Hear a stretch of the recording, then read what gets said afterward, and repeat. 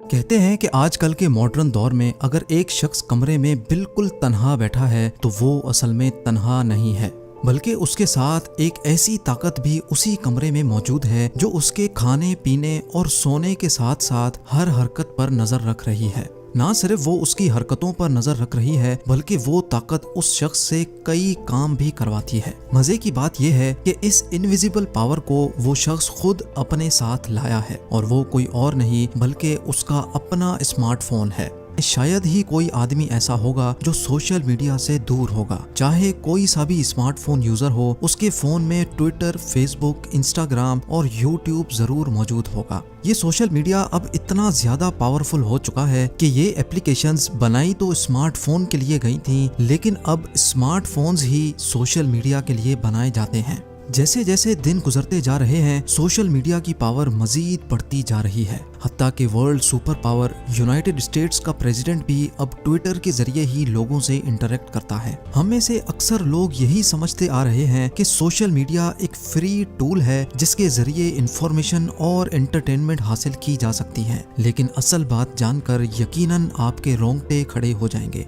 हम इंसान तो सोशल मीडिया को उनके नाम से जानते हैं, लेकिन क्या आपको मालूम है कि ये एप्लीकेशन आपको आपके नाम से नहीं बल्कि एक यूनिक नंबर से जानती है। उनके लिए हर इंसान की पहचान एक नंबर से रखी गई है जिसको अक्सर आईडी भी कहा जाता है। जैसे किसी जेल में कैदियों को एक नंबर से पुकारा जाता है, वैसे ही सोशल मीडिया भी एक जेल की मानिंद है जिसमें हर यूजर को एक यूनिक आईडी से पहचाना जाता है।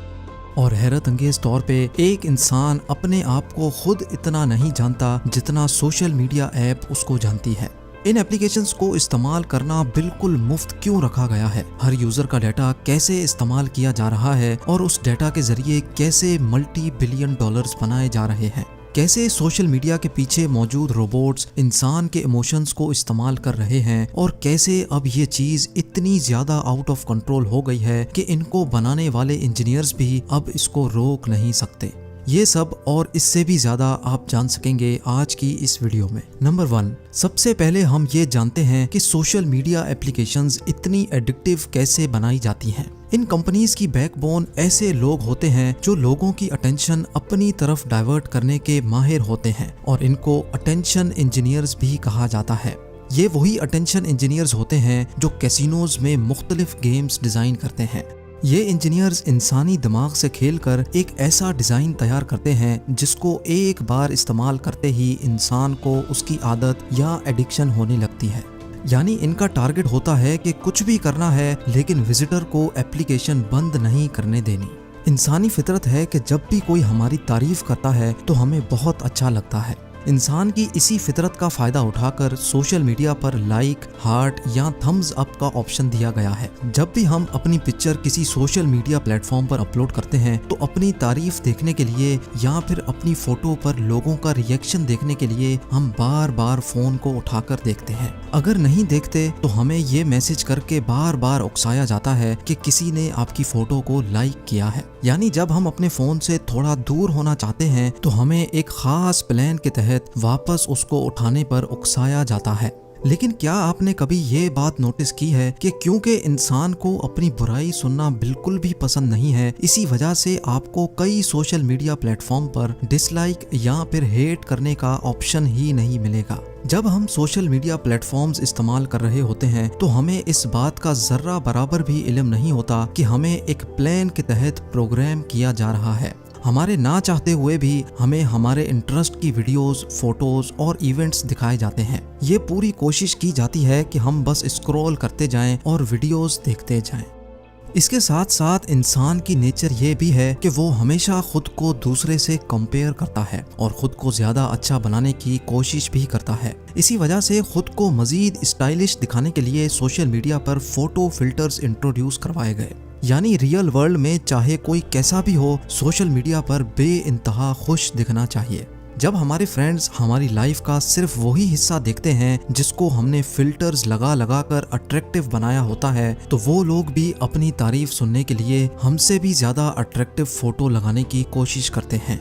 बात अब यहाँ तक पहुँच चुकी है कि हम सिर्फ अपनी फोटो या वीडियो पर लाइक्स पाने के लिए ऐसे ऐसे एक्शंस करते हैं जो हम अपनी रियल लाइफ में करना अफोर्ड भी नहीं कर सकते। और ये सब कोई इत्तेफाक नहीं, बल्कि ये एक प्लान्ड प्रोग्राम है जो हमसे करवाया जा रहा है। अब यहाँ एक सवाल उठता है कि अगर ऐसा होता भी है तो उससे क्या फ़र्क पड़ता है, आखिरकार हमारा अच्छा टाइम पास हो जाता है। बिल्कुल सही, वाकई सोशल मीडिया अच्छा टाइम पास करवाता है, लेकिन आपको ये जानकर हैरत होगी कि उनका मकसद भी यही है कि आपका अच्छा टाइम पास होता रहे और आप बार बार उनके प्लेटफॉर्म को विजिट करते रहें। लेकिन इस टाइम पास के बारे में मेडिकल साइंस क्या बोलती है, ये जानकर जैसे मुझे शौक लगा था वैसे आप भी हैरान रह जाएंगे। एक्सपर्ट्स का मानना है कि जब हम कोई वीडियो या फोटो अपलोड करते हैं तो हमारा दिमाग अपनी तारीफ देखने के लिए हमें बार बार फोन चेक करने पर मजबूर करता है, और जैसे ही हमें वो खास चीज मिल जाती है जिसका हम इंतजार कर रहे होते हैं तो हमारे दिमाग में एक खास केमिकल रिलीज होता है जिसको डोपामिन कहा जाता है। जैसे ही ब्रेन में डोपामिन रिलीज होता है तो हमें खुशी होती है और हम रिलैक्स हो जाते हैं। मेडिकल साइंस का मानना है कि सोशल मीडिया देखने से जो डोपामिन रिलीज होता है उसकी क्वांटिटी उतनी ही होती है जितनी कोकेन इस्तेमाल करने से रिलीज होती है। जब डोपामिन हमारी बॉडी में स्पाइक करता है तो उस वक्त हम बहुत खुश होते हैं, लेकिन जैसे ही उसकी क्वांटिटी वापस नॉर्मल हो जाती है तो हमें दोबारा से उसकी तलब होने लगती है।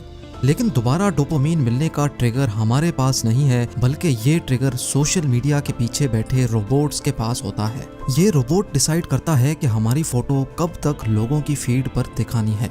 फोटो जब तक हमारे फ्रेंड्स की फीड पर रहेगी तब तक हमें लाइक्स मिलते रहेंगे और अल्टीमेटली हमें डोपामिन भी मिलता रहेगा, और जब हमारी फोटो फ्रेंड्स की फीड से हटा दी जाएगी तब हम वही डोपामिन हासिल करने के लिए एक नई फोटो नए फिल्टर्स के साथ अपलोड करेंगे, और ये सिलसिला ऐसे ही चलता रहेगा। यानी हम असल में एक ऐसे जेल में बंद हो चुके हैं जिसमें ना ही कोई सलाखें हैं और ना ही ऊंची ऊंची दीवारें, लेकिन हम करते वही हैं जो ये टेक कंपनीज हमसे करवाना चाहती हैं।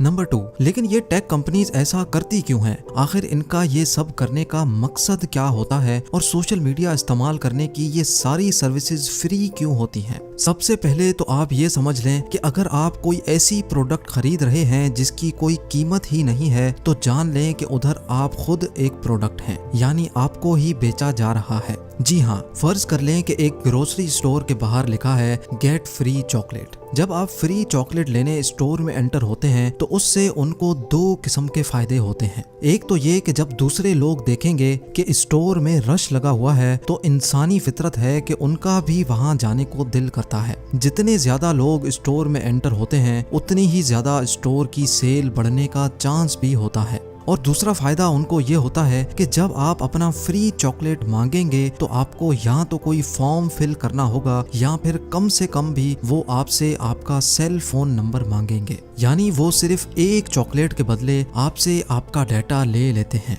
नाजरीन, ऐसा ही कुछ होता है सोशल मीडिया प्लेटफॉर्म्स पर, जहां पर हमसे सारा डाटा लेकर हमें एंटरटेनमेंट के नाम पर उसकी लत लगाई जाती है। हमारा नाम, हमारी age, location, cell phone number और हत्ता के हमारा इंटरेस्ट भी पूछा जाता है। हम कहाँ जाते हैं, किसके साथ जाते हैं, कौन से रेस्टोरेंट में खाना पसंद करते हैं और कौन सी मूवीज देखते हैं, इन सारी चीजों का डाटा इस्तेमाल करके हमें हमारे इंटरेस्ट के हिसाब से एडवर्टाइजमेंट्स दिखाई जाती हैं। इन एप्लीकेशंस के पीछे मौजूद हजारों नहीं लाखों सुपर कंप्यूटर्स रियल टाइम में यही डिसाइड कर रहे होते हैं कि इस वक्त हमें कौन सी वीडियो दिखाई जाए ताकि हम उसमें घुसते चले जाएं। गलती से भी कोई फोटो लाइक हो जाए तो ये आर्टिफिशियल इंटेलिजेंट रोबोट्स हमें उससे रिलेटेड वीडियोस और फोटोज दिखाना शुरू कर देते हैं। हम जितना ज्यादा टाइम इन एप्लीकेशंस पर गुजारते जाएंगे उतना ही ज्यादा उनको फायदा होता जाएगा। नंबर 3, एक नई बीमारी। मेडिकल एक्सपर्ट्स ने पिछले कई सालों में एक अजीब सी बीमारी नोटिस की है और इस बीमारी को सोशल मीडिया डिप्रेशन का नाम दिया गया है।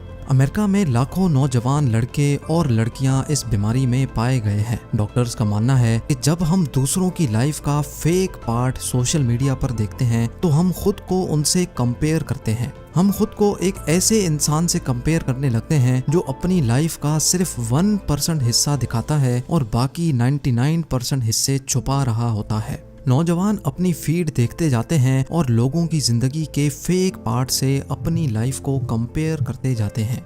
इससे उनको एंजाइटी डिसऑर्डर और डिप्रेशन जैसी बीमारियां बहुत छोटी एज में ही घेर लेती हैं। कई नौजवान जब ये सब बर्दाश्त नहीं कर पाते तो वो सुसाइड भी कर लेते हैं। क्या आपको मालूम है कि सोशल मीडिया के आने के बाद सिर्फ अमेरिका में सुसाइड का रेशो 151% बढ़ चुका है और जो मजीद बढ़ता चला जा रहा है।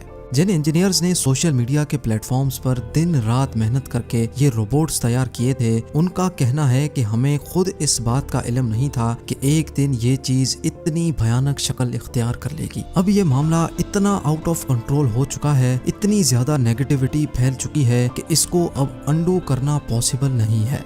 Mr. Zuckerberg, would you be comfortable sharing with us the name of the hotel you stayed in last night?